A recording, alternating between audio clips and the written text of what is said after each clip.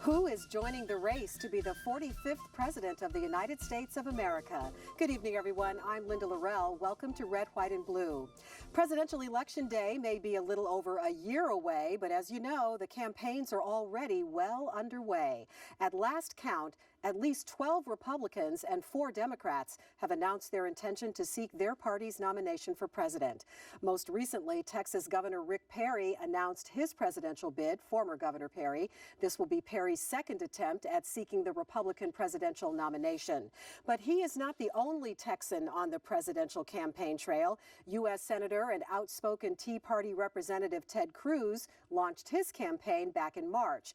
And while he hasn't yet made it official, all signs point toward former Florida governor and son and brother of 2 former presidents, Jeb Bush, seeking the Republican Party's nomination. As for the Democrats, the field is slowly widening. Former governor of Rhode Island, Lincoln Chafee, former governor of Maryland and mayor of Baltimore, Martin O'Malley, and former Senator Bernie Sanders are all often running toward their bid for president. But many politicos believe frontrunner and former Secretary of State Hillary Clinton will be the one who ultimately walks away with the Democratic Party's nomination. So tonight, we will break down who is running and ask who's still considering making a bid to run the country. What would these candidates bring to the table as president? And are we likely to see another Bush versus Clinton campaign season? To help guide us through this evening's discussion, we are very pleased to welcome Assistant Professor of Law and Policy at Texas Southern University, Jay Iyer, strategist with Fleischman Hillard Public Affairs, Joe Bratell, and Dr. Brandon Rottinghouse, Associate Professor of Political Science at the University of Houston. And leading our discussion, as always, our hosts, David Jones and Gary Polland.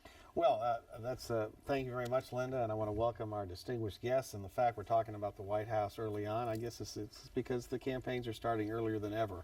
And so we can officially announce today that since the Democrats don't really have a deep bench, David Jones is going to offer his candidacy for the Democratic nomination to give the Democrats a real choice as opposed to the clown patrol. I couldn't carry my precinct. Not even a Democrat. I couldn't carry my precinct. Does anybody disagree with the summary that we just heard about the rivalries within the Republican primary? Let's start with that, the rivalries. Yeah, I mean, I think what you're going to see is sort of the classic battle between the conservatives more toward the right, the Ted Cruzes of the world, Rand Paul bringing up sort of the libertarians along, and then you've got Marco Rubio and Jeb Bush bringing up the more establishment part of the party.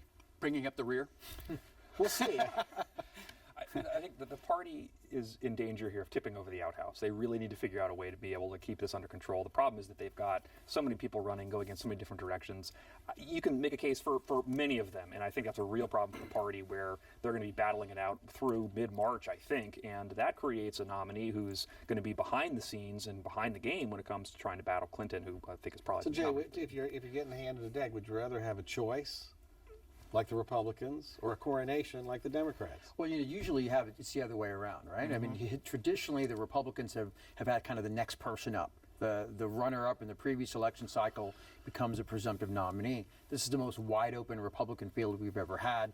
First time you have, I think, national polls have 5 people, right around 10%. Virtually the entire field is within striking distance. On the Democratic side, you're right. I mean, there's never been a Democratic primary that's as much of a sure thing as what we have now. Hillary Clinton is so far ahead. She's virtually an incumbent running for re-election. Bernie Sanders will probably carry New Hampshire, however, is my guess. Well, he may carry Wisconsin. He almost won the straw poll there. But the problem the Democrats have is, what happens if Hillary falters? What's your fallback position? Bernie Sanders? I don't think so. No. O'Malley? I don't think so. Chafee? That's a joke. Joe Biden jumps in. Yeah, exactly. I think your fallback position, if for whatever reason there's some real traction to the email issue or anything else, is that you see Kirsten Gillibrand from New York, you see Elizabeth Warren from Massachusetts, you see a wide open field of folks coming in with late primaries, kind of something we haven't seen in a long time. Cuomo was interested too. Yes, and Governor Andrew Cuomo as well. Yeah. Yeah, that would be interesting. Yeah, I don't think you have to per se have a Clinton falter to find a pretty big contingent of the ABC coalition, the anybody but Clinton coalition. The fact is that Bernie Sanders, who's the most uninspiring person you could find, is polling at 10%, and as you said, is doing quite well in some states. We have to imagine a scenario where there's a lot of people who want to look at other options. And the problem with peaking too early for Clinton as well as for Bush is that people are going to start to make a sort of secondary look at things, and that creates, I think, real problems for the All right, so we're talking about both parties. Let's talk about money, because the Supreme Court obviously loosened up the purse strings, and money is considered free speech, and so it looks like almost every candidate who is serious has got a sugar daddy or sugar mama who's willing to put up $100 million to get them into the campaign. What is the influence of that done in terms of the money primary? Well, I think it's created a real problem for Rand Paul. He's one of the guys without a serious benefactor. I mean, even Rick Santorum still has Foster Freeze. So I think for Rand to really take off and translate a lot of the grassroots energy that he's created into a serious, viable, long-term candidacy, he's going to have to find a big-time benefactor that's going to be able to write the checks, that's going to be able to let him keep pace with the Marco Rubios, with the Jeb Bushes of the world. Otherwise, I guess you're raising money all the time. Yeah, and the problem is with small dollar donors, when you're getting to $25 at a time, that it takes a while. It takes a long time for that money to come in, and that hurts his momentum. You all summarized well who the potential rivals to Hillary Clinton would be, but we can't talk about all 12 Republican candidates. So it's like top 20. top five. With the We have to go all the way to Donald Trump. What order would you give the top five, and just with a brief description about why you think that they're hot? Right. Well, I would tell you that I think there's realistically only about 4 or 5 that have a chance of getting the nomination. That combination of money, the benefactor that Joe talked about, and really the ability to sort of organize. So you're really still talking about Jeb Bush, even though he's not. He's certainly had some bad days. Marco Rubio. He has a bad brother too. Marco Rubio, Scott Walker is really the big 3 right now. I think in terms of their ability to sort of last through the process. They're the ones that have sort of the 3 factions of the Republican Party. They can draw from a couple of them. What makes Walker and I think Rubio most interesting is that they have both establishment support and real sort of movement conservative support. Well, and also there are candidates that are like of the next generation. Correct. Which Correct. Which Absolutely would set right. up a significant contrast between Hillary Clinton, who's older than David, and a younger generation of Republicans. Interesting thing. When I was getting ready to do the show, I did a little research because I was wondering, because Jay pointed correctly that not only the Republican Party, we didn't know who the next nominee is going to be. It's the heir apparent, etc. So I went back and studied history of where were things so discombobulated in primaries going back, and it was 1980 with Ronald Reagan. At this point, Reagan was 10%. There was lots of people running. 92, Bill Clinton. And 2012, Mitt Romney. So, in 2 instances they won, in 1 instance they lost. Your favorite dark horse, disqualification. I'm guessing, Joe, is Ted Cruz. No, I think Senator from Texas. Certainly, Ted Cruz has surprised a lot of people. I think when you talk to people in the donor community, they're talking about how well he has performed in front of the Wall Street types, how sort of the anti-establishment rhetoric that made him a lot of enemies on the Hill has really been toned back, and he's really beginning to be the guy that was arguing before the Supreme Court at 32. I think the person who's really going to have a moment, and do I think that she can win the nomination? Maybe not, but I think you're going to see a moment for Carly Fiorina. Who's also running as a Republican. I do think that she's going to get to 10%. I do think she's going to make the stage in Cleveland, and she presents a really interesting counter to some of the problems that are inherent for Republicans with Hillary. We have a lot of Texas influence in this primary. Absolutely. All right, so somebody tell me, because I know you and Joe, Gary, already know how these fellows who with the Texas base are getting as far as organizational support. Sure. Well, I think what you're looking at in this primary is which era of Texas politics do you want writ larger across the electorate? Do you want a sort of moderate, grow the party type of outreach that Jeb Bush and earlier in Texas politics, George Bush pushed as governor? Do you want the sort of pro-business, more modern on social issues that Rick Perry brought to the table? Or, what you've seen is a real split in recent years where you have Rand Paul sort of bringing up the libertarian anti-government push, along with Ted Cruz, who is very much the party establishment. And I think what's going to be interesting is you could really make a case that in each of these silos, you've got an era of Texas politics represented. Ask Jay this. Do you think that the growing partisanship of the electorate, which means there's very little votes in play when you get to November, maybe 10%, maybe 12%, do you think that will impact in the decision making in the Republican primaries? I mean, it should. I mean, I think the reality is that the three candidates that I mentioned, I think, are the ones that have the ability to win a national election. Ted Cruz is a wonderful speaker, a great candidate for the Republican primary base. The reality is he is in many ways sort of like Elizabeth Warren on the Democratic side, in that they engender a lot of fervent feeling among Republicans, but the reality is he's not a general election candidate. He simply would give the Democrats a competitive advantage of the entire states that they would no longer have to worry about, in large part because Ted Cruz is sort of seen as such a polarizing figure.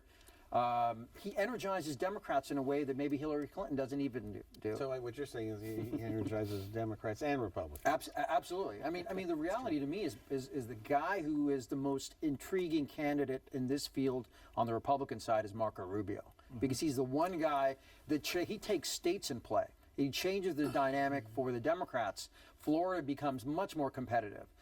States like New Mexico, Colorado, with large Latino populations, Nevada, suddenly become in play. It's a totally different strategy if he's the nominee than, say, Scott Walker, who is going Ohio, Wisconsin, Michigan. Interesting. I think the reality is that my top choice would be Donald Trump, the Don. I think.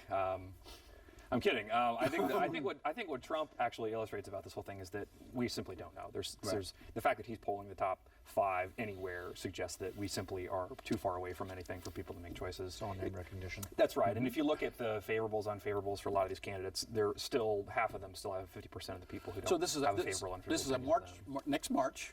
Okay, give me another calendar date where something significant could occur. I think you're going to know something by February. I think if you talk to the Bush people, what they're telling everybody who will listen right now is just wait until we unleash the shock and awe of $100 million in our super PAC. The Washington Post reported today that they're already at 88. You have to think that they're going to want to close hard.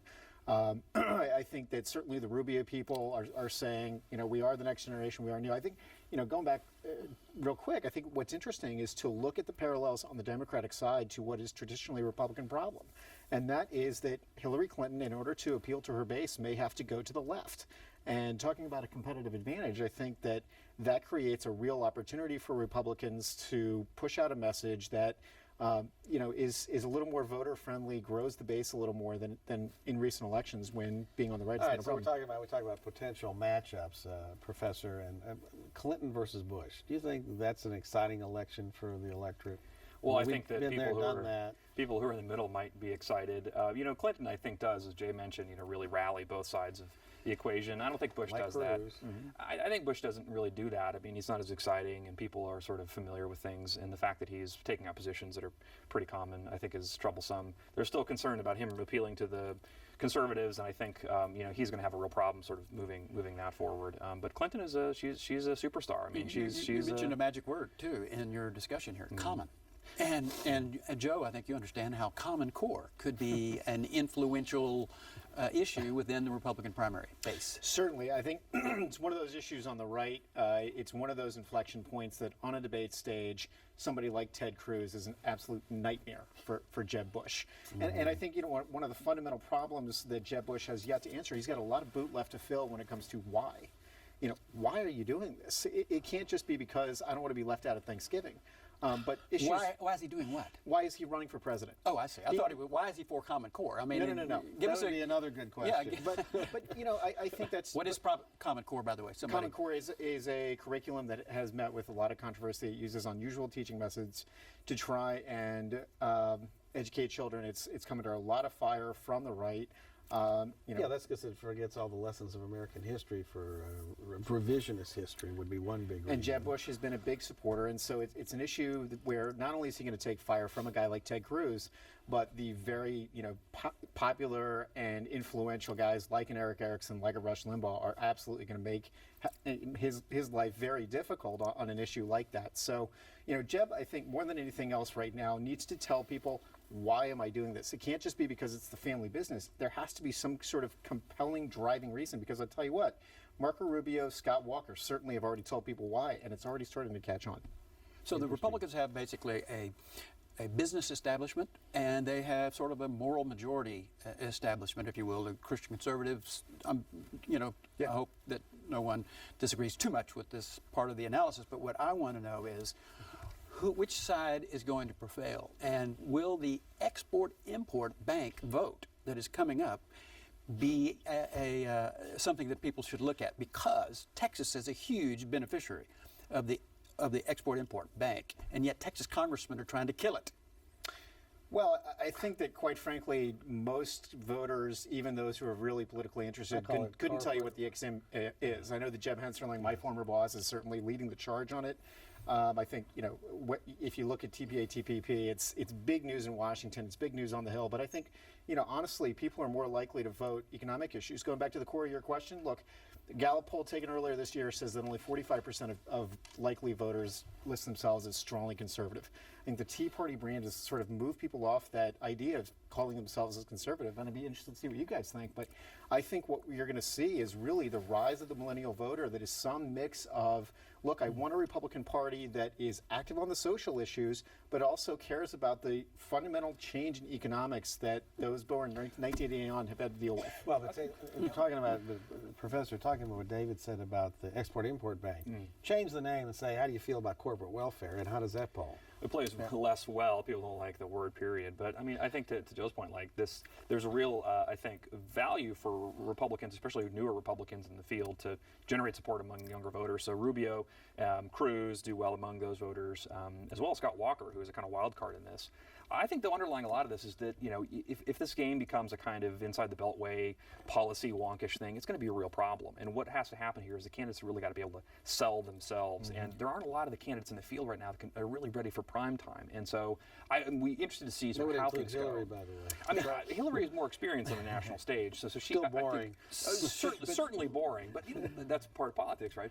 But so I think that part of this story is about resonating with one or two groups within the party, but part of it too is making sure that you can deliver a compelling message and the narrative really resonates. Jay, I wanted to ask you though about social issues, because you mentioned that, and there is, and I think you did too, Joe. There is a divide among voters. I mean, forgetting parties, but there's a divide among age groups. Correct. So you look at polling for millennials or young people under 30, the numbers that are pro-gay marriage are off the charts, and that's even though they might be conservative on everything else. So the question, gender gap. Well, no, but the question is because does the Supreme Court, by legalizing gay marriage, which I believe they will, does that take that issue off the table? Yeah, is it gone? I actually think that it very well might. There's two possibilities. It could essentially take every Republican candidate off the hook by essentially allowing them to no longer have to deal with the issue. The flip side is that it could become the new rallying cry for sort of a modernized version of Roe v. Wade. It really depends on sort of how the primary electorate deals with the issue. If it's viewed as settled, which I think from a generational perspective it is, because it's different than issues surrounding choice, it could be a great blessing for Republicans. It becomes doctrine, and we become much more sort of looking at conservative versus liberal on a more economic basis and less on a social basis. I think Jay's right. I mean, if you've got, I think for the Republicans perhaps it moot, but for the Democratic side of things, it might be an issue because for O'Malley, right, the guy who was sort of the tip of the spear, legalizing gay marriage in his state, versus Hillary Clinton, who has been sort of draconian on these things, right? We're going way back to the first Clinton administration. I think that it may play there, and he may pick up some steam. O'Malley, that is, on the left side of things. But the one thing I would add on the social issues, the one thing we all have to remember is at the end of the day, the general election really comes down to maybe half a dozen to a dozen states. Right. So when we talk about the shift, there's entire states that are off the table. And the whole question on this race will be, depending on who the Republicans nominate, is the direction they take. Is it a Sun Belt attempt to sort of go after Latino votes because both Jeb Bush and Marco Rubio essentially have the same sort of electoral general election strategy. Scott Walker, John Kasich have a totally different one. So that's the more interesting thing to me in terms of the direction they take, because in Hillary Clinton, how she reacts to who the nominee is. Because if, for example, if it's Marco Rubio, does it suddenly make her feel more compelled to say Julian Castro, generationally young Latino, As a vice president. as a vice presidential nominee? Is that the direction she wants to have take? a woman as vice president, maybe Suzanne Martinez. Well, and well, Governor of New Mexico. There's one thing that She's got skeletons now. none of you have mentioned yet, something that is, that Traffic Hillary tickets. Clinton illustrates big time. That is the gender gap that is still within the Republican Party's mission to close.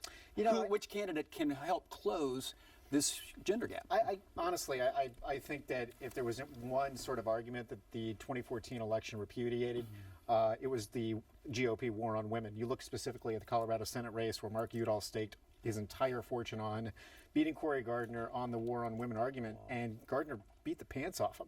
The reality of it is that, there's two big problems right now the Democrats have. Number one, they have a totally threadbare bench outside of Hillary. And, look, the reality of it is that the best thing they can come up with is a candidate who's been in the public eye for 20 plus years, and there's not much behind it. But number two, I think that the Democrats have been running on the same playbook for a long time, and the fact that they continue to sort of trot out this war on women every time they get into bind just illustrates the fact that they really don't have much else. Maybe it works better. Maybe it works better in national Well, elections. I'll tell you what the gap is. The gap is not necessarily a gender gap as much as it is a gap among single women. If you look at the polling data, married women tend to vote Republican, or similar to their male counterparts. Single women don't, and that's really where the gap is. The difference in off-year elections is you just have a drop-off in those voters. So you have situations in those off-year elections where they don't vote. Republicans have an advantage, and the appearance of the gender gaps drops, but it exists. It's a specialized kind of gap. Gary's favorite issue is foreign policy. I was going to ask I know, and I did. So you and- want to preempt it? Of course, I don't want to let you have an advantage here. Is Bush, the candidate, now following in the footsteps of his brother in that he just recently said we probably need boots on the ground in Eastern Europe? Well, generally speaking, presidential elections aren't about foreign policy, so I don't know that that'll play big. I mean, in some major cases it will, especially if there's a war going on. So the Iraq flub, I think, is a temporary issue. It's going to be sort of here and gone. Secretary of State Hillary Clinton will clearly play up foreign policy issues, and you'll see some division within the Republican Party. She can run on her distinguished record of like losing Libya, Losing what else? emails, right? Private emails and hiding stuff. I think all this is sort of backbench to the domestic issues. And if you look at kind of how they're approaching these issues, that's generally speaking where they're going to put their money. And I think that's probably smart because most people don't care about foreign policy. They want to know how's it going to affect their pocketbook, and Well, how they about don't see this? that. Can Obama do anything to sink the Democrats between now and the election? Anything more? Right. Well, no, I mean, I would tell you, I think, look, the unemployment rate on the day of the election is going to have a greater effect on anything. We're at 5.5. I mean, the U.S. economy is the strongest economy in the world right now. I mean, I think it's hard to argue that from when he started to when he ended that the economy isn't better than it. So I think from that perspective, he's fine. Can he? I mean, if we're in a war, if we have boots on the ground somewhere else, it can certainly play an impact. I mean, this is a good example. Foreign policy is a good example that there is a pretty hard divide between the parties now in terms of kind of the direction, right? I mean, I think there's definitely a return to a sort of a hawkishness on the GOP side and sort of the polar opposite on the Democratic side. I'm still a peacenik, by the way. With the exception of Rand Paul, who's on the other side of that. I would tend to agree. I think one of the clear legacies that the president wants is to be a green president. I think, quite frankly, his efforts to try and use the EPA to kill the coal industry is going to play big in states like Pennsylvania, Ohio, Kentucky, West Virginia. Those are all, big states where those jobs aren't coming back, and it can be tied directly to a president and his policies that were built toward killing the coal Two industry. of those states haven't gone Democrat in a long time. Well, I guarantee won't you start compete taking away people jobs, they start to Pennsylvania think has the other been way. about a 15-point margin every time Well, there's there's been a hope. national election. You know, it will be interesting, but I think fundamentally, you know, as this president goes for a legacy, there are certainly policies like the EPA coal rules, like Obamacare, that are going to move more independent, moderate voters potentially to the other side. You may be looking at a second wave of Reagan Democrats who are moving primarily on their own household pocketbook And issues. Obamacare, Gary, is off the table if the Supreme Court rules in his favor, right? Wouldn't you say? No. Wouldn't anybody say? No, that? it's still going to be debated. But the polling data is clear on this. I mean, I think people don't want it repealed. They want to keep it going. Yeah, but the that way was it is. before they got their massive rate increases that are coming down the pike, and then they're going to be really unhappy.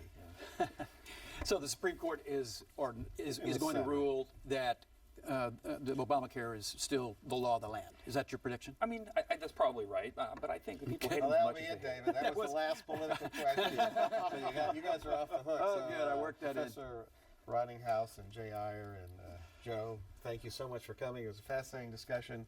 And Linda, David, he can't run. Maybe we should run you. Oh. You got to stop that, Gary. That would be a good woman candidate. That's you not know, the you're first time you smart, you're suggested good that. looking, You just gotta you're stop. articulate. I like it all. Okay, you guys keep talking. I'm going to wrap it up. Remember, you can catch Red, White, and Blue every Friday at 7:30 p.m. right here on TV8, and again Saturday at 6:30 p.m. We also invite you to visit us online and send us your comments. We want to hear what you are saying about the issues that affect Houston. You can submit those comments at HoustonPublicMedia.org or on Facebook. And while you're there, don't forget to like us. Thanks so much for watching. We'll see you again next week. Good night.